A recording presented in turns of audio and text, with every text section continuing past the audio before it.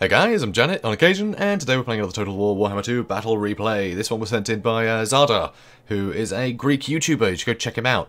So Zardar Total Warrior, I think? Yeah, it's Total Warrior.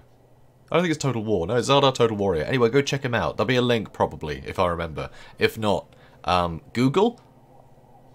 Cool. Anyway, he's against Falcon. So these two were actually teammates in Turin's recent best of, 2v2 tournament, the Gotrek and Felix thing, and I fought them in the finals, so be sure to go check those games out too. So yeah, they've broken their alliance and they're against each other now, so it's actually vampire counts against Norsca. So this is Zardar's army here. He's got skeleton spearmen in the front line. Nice to just have something cheap to pad things out, because he's got a few expensive things here.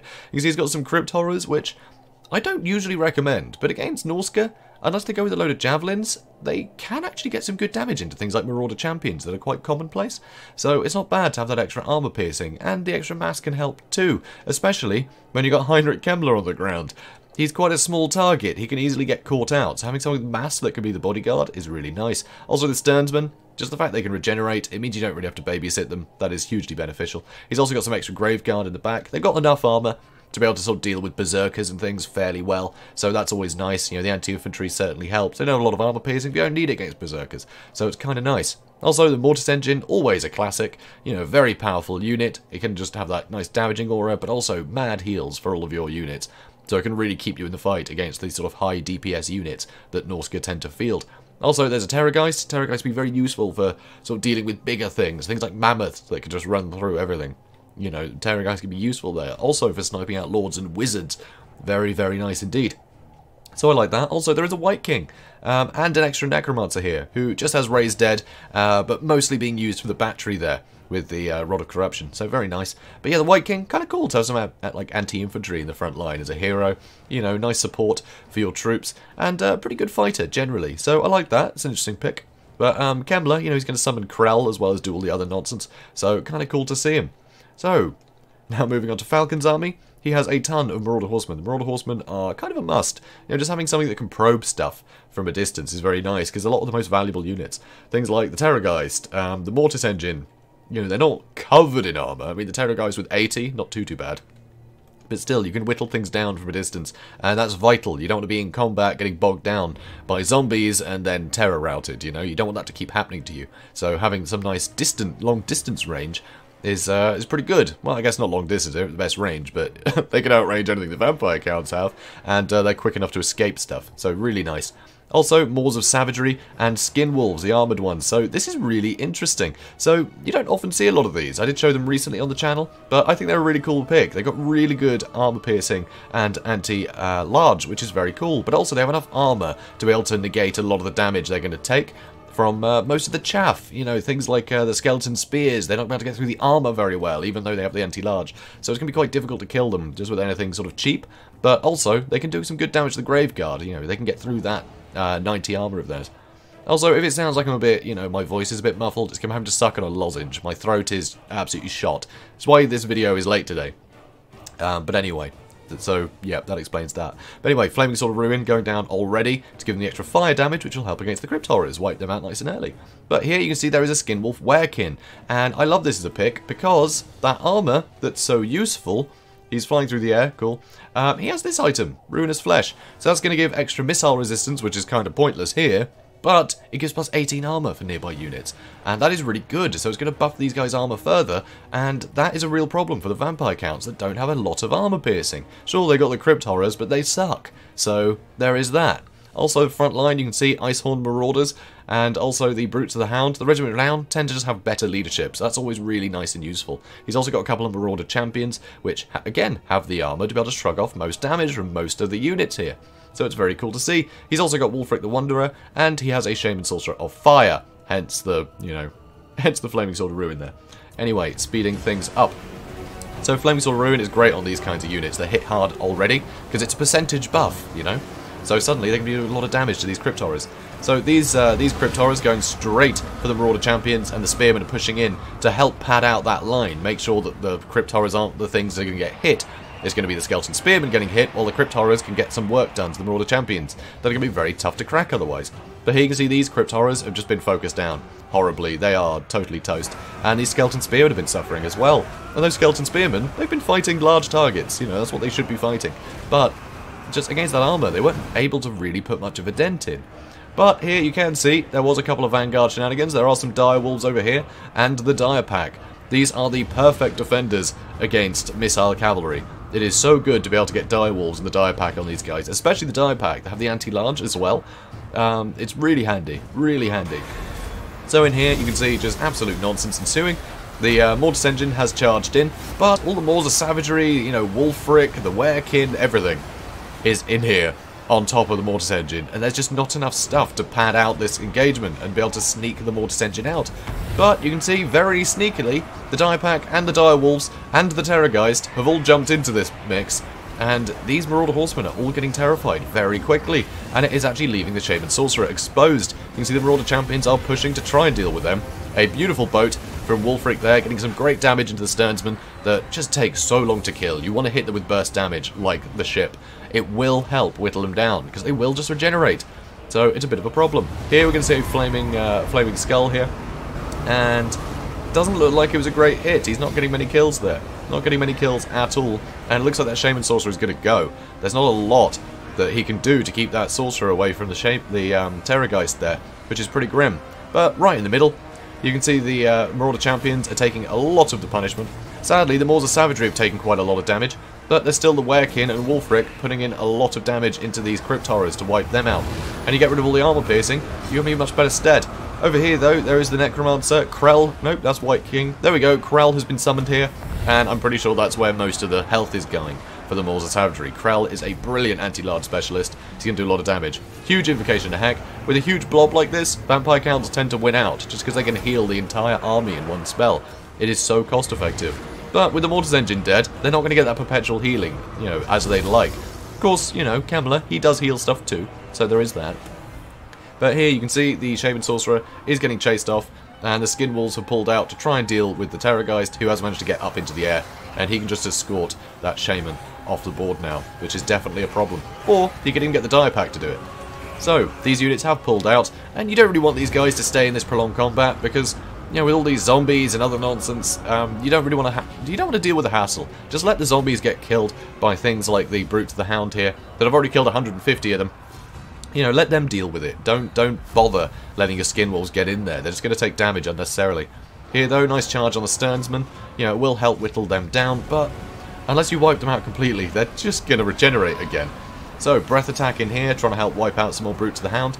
And also, Marauder Champions are broken there. These lot are still in the fight. 118 kills there, 120. And only 81 for this lot, though. And there is still quite a lot of infantry in here. Quite a lot. You really want to wipe out this infantry, so things like the Skin Wolves can chase the targets they want to without getting bogged down. Because while there's still infantry here, say they wanted to go for this White King, sorry, Krell could just leave, you know, out the back of his own units, and all this stuff would take unnecessary damage from cheap crap. So, another boat here, another boat. That puts Wulfric up to 97 kills, which is pretty formidable. So, White King in here, still doing fine. A lot of charges coming in, but Brutes of the Hound, they're doing wonderfully. Fight or Die has been procced on them, giving them 81 melee attack. Yeah, they're going to do alright here. And a ton of pressure now on Kemmler. Everyone charged into him there. And with the Hunter of Champions, he's going to be taking a huge amount of damage from every source. You know, even something like the Brutes of the Hound, they can just tear him apart. He has no armor right now. So he is a very, very soft target with 0 melee defense and armor. But that's worn off, and he didn't manage to get through all his infantry. That's the thing. The infantry is just a great way to bog this stuff down. So any, you know, expensive unit, just pull it out of the way. Over here, you can see this is a bit of an iffy one. The Skin Wolves have charged out, trying to deal with these hounds, but the Terrorgeist, he can just go where he wants, because he flies. He gets in here, on top of the Skin Wolves, they get terrified, they get broken, and they can get chased down easily. The Maws of Savagery are running in here too, and sure, you know, these Dire Wolves are breaking, but these Dire Pack are still going. They still do have some anti-large. So that is a bit of a problem.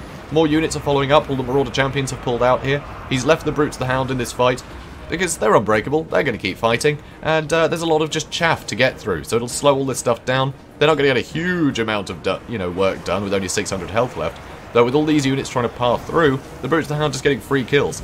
They're just getting free kills while this is happening. So, Undressed Resurgent giving huge melee defense buffs to the entire army there. The entire army. And, ooh, is he getting breath attack? Nope, he's waiting. Because you can see, the Marauder Champions are on the move, so you don't want to shoot them there. You want to wait for them to get bogged down, then breath attack them. So here you can see the die pack. Huge amount of units here. Dedicated just wipe out this die pack, which is definitely handy because something like the die pack is going to be able to escort anything off the brakes, and stuff will start breaking, given how injured everything is. You don't want them to have a unit like that that can just chase things away. And chasing things away with the Terrorgeist, that's a big expensive thing just to chase people away with, you know? Especially when you've got something like, you know, the Necromancer here with almost no health, Kemmler with almost no health, and the mass of all the Skin Wolves charging in here means they can get on top of Kemmler so easily. Another 100 champions means that he has absolutely no defense, no armor, no melee defense. So you're going to hit him almost every time. There is a minimum, you know, sort of missed chance. But still, you can hit him almost every time, and he'll take all of the damage. But somehow, he's still avoiding getting hit, which is kind of unbelievable. It's kind of unbelievable. That's ludicrous. I mean, that Necromancer is almost dead as well.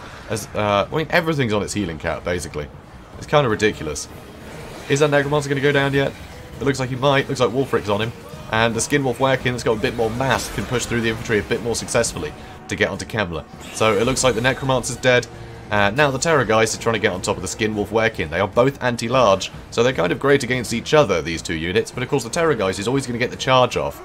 You know, if he's in the air, it's impossible for the Werekin to jump. You know, he can't jump up there. So it's always going to be the Terrorgeist that gets that first charge in. So he can actually control the engagement pretty well. But there's still a ton of Marauder Champions and things in here, and the infantry is starting to run out of steam a bit. I'm amazed. The Brutes the Hound, they are still going. They have 11 health. There's only one of them left, but 253 kills, and he finally goes down. It's pretty impressive. So huge mosh pit in here, but that is the end of Heinrich Kemmler. That is the end of Kemmler for Zardar. Falcon here coming in with, again, just the huge might of the Werekin and Wulfric in tandem. He's used the Sword of Torgold, which actually puts his weapon strength up to 730.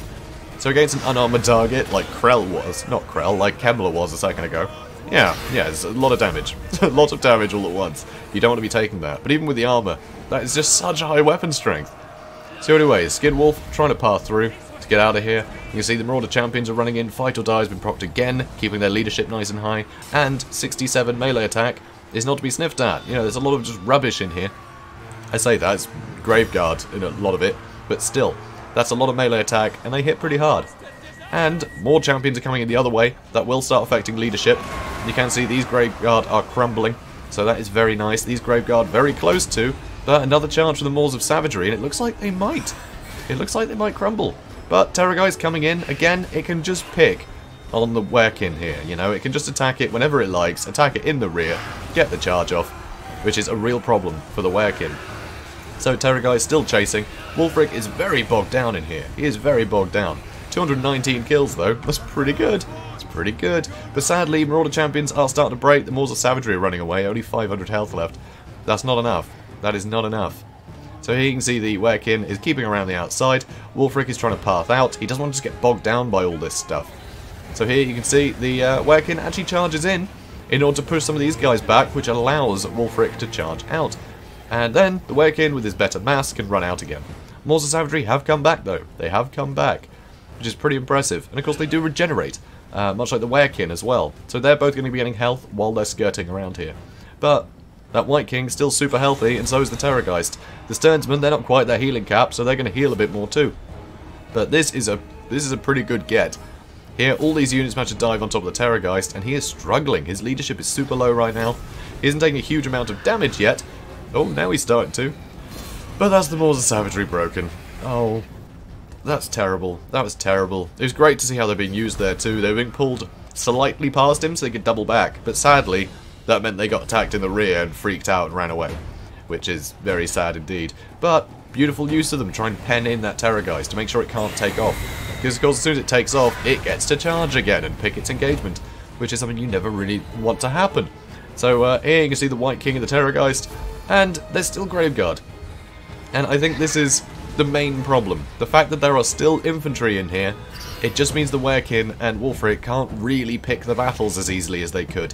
You know, it's not one-on-one, they're going to get bogged down by all this stuff, and the damage from all this chaff will add up, and it just gives these other units so much space to retreat out of these fights. So that is a real problem. That is a real problem. And here you can see the Werkin. He has been terrified. He is not immune to psychology. That is a real pity. That is a real pity indeed. And Terrorgeist start to chase him off, and Wulfric has almost broken. Nope, he's back. He's back. That's good news. And so is the Werkin. The Werkin is back, and of course he does regenerate, so he's going to be getting some health back. He is near his healing cap, though. He's been very busy this game. So, Zardar, keeping all of his forces moving. He's going to keep the pressure on, because as long as these guys are close, you know, the Terrorgeist can jump in and be able to just come out again quickly. You can see there, nice little dive. Don't think he hit, though, but that is the Werkin slightly caught out. But then a hit in the back of the Terrorgeist, and things are looking a bit iffy. 100 champions on that White King, and the White King is taking a lot of hurt. And that is good. That White King needs to go, because that is a big value unit that you can afford to bully a little bit. But obviously that keeps the Werkin busy for the Terrorgeist to be able to just dive in and attack him in the rear again. And now he's pathing out. Wulfric is trying to charge back in. He's only got Foe Seeker at the moment. You know, he doesn't have the Sword of Torgold again for a while, which means he can't get that huge burst damage on any of these units yet, which is a real shame. And Fight or Die, obviously super useful, but that Werkin is super injured, and the Terrorgeist can dive on top of him again. And there, I think he could have got out of the way with that Werkin, you know? I think that's the only thing you need to keep an eye on. I think Wulfric can take it. You know, I think he can take it. It's the Werkin that's super damaged, and also better to retaliate against units. You know, if something attacks Wulfric, I think it's the Werkin that'll be better for retaliating than Wulfric would be. So here you can see he is bullying the White King again, but he's just having to keep out of the way. That Werkin is not going to come back. He's on minus, 16 leadership. His health is too low. The chances of him rallying is very low right now. Very low indeed. Another gigantic hit on that White King. But the balance of power is definitely in Zardar's favour right now. Definitely. So, Terrorgeist trying to figure out how to land. He's trying to figure it out. He's trying to catch out Wulfric, but this is not easy to do. This is not easy to do. A lot of fancy footwork. But there's only one unit to micro. You can get a lot of work done. But, ooh. So close. So close. But looks like... Oh, running a straight line, and he's been caught. He's been caught out. One attack in the back, and that's enough to break him. That's enough to break him. It's enough to trigger army losses. There we go. Pyrrhic victory. So close. Really hard fought by both players there. So much fancy footwork. Just superb. Absolutely superb. This was wonderful to see. So, yeah, well played to both of you, Zardar and Falcon. Absolutely wonderful to see. But I'm really loving this Norsca army. I mean, the Werkin, I think, is just a great idea, giving that extra armor to things like the Skin Wolves that are usually great in this scenario, but just giving that extra bit of armor, it just makes them that much more durable. And it means that all the chaff is just that little bit less effective. Because that's often the case. A lot of factions really suffer against the vampire counts because they're big, heavy-hitting units, things like Minotaurs, for instance. They just don't have the armor to withstand the constant attack from all of the chaff. You know, the damage just adds up too much. And then, you know, terror takes hold, and there you go. It's game.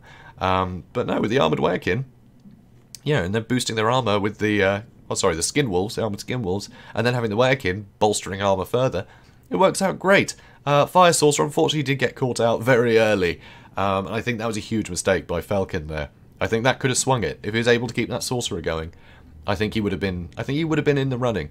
I think he could have pulled it out, because that just would have been, you know, a couple more spells that he could have used to get through this chaff quicker, and then it just would have been a case of his heroes and Skin Wolves could have focused down something like the Terrorgeist. You know, get a good surround on it, and you can really punish a Terrorgeist for being on its own.